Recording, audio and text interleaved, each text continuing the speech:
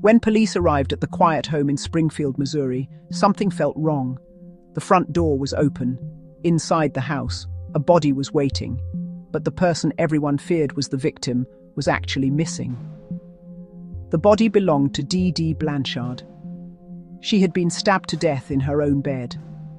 Her daughter, Gypsy Rose, was nowhere to be found. At first, police feared the worst. Gypsy Rose was believed to be extremely sick. She used a wheelchair. She had multiple medical conditions, and many believed she would not survive on her own. For years, the community had supported them. Charities raised money, neighbors brought food. Even organizations like Make-A-Wish had helped give Gypsy special experiences. To the outside world, Dee Dee Blanchard looked like the perfect mother. She cared for her disabled daughter every single day. She spoke for her, protected her, and controlled every part of her life. But investigators soon discovered something shocking. Many of Gypsy's illnesses were never real.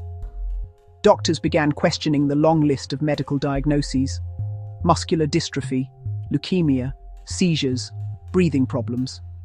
None of them had clear medical proof. Gypsy had been forced to use a wheelchair, even though she could walk. Her head had been shaved repeatedly to make her appear sick. She had undergone unnecessary surgeries. The truth pointed toward a disturbing psychological disorder, a condition known as Munchausen syndrome by proxy, a rare form of abuse where a caregiver pretends a child is sick. For years, Gypsy lived inside a prison disguised as a home. Her mother controlled everything: her age, her medical records, her friendships, even her ability to leave the house. But as Gypsy grew older, she began to realize something was wrong. She could walk, she could think for herself, and she wanted freedom. Secretly, Gypsy started using the internet.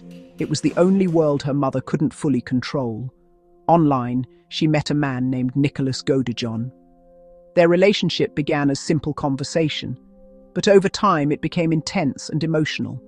Nicholas believed Gypsy was trapped, and in many ways, she was. But the solution they came up with would change everything. The two began discussing something unthinkable: escape, not by running away, but by removing the person controlling Gypsy's life. In June of 2015, Nicholas traveled to Missouri. Gypsy secretly let him into the house while her mother slept. What happened next shocked the nation. Nicholas entered Dee Dee Blanchard's bedroom and stabbed her to death. While it happened, Gypsy waited in the bathroom. The plan had worked, but the consequences were just beginning.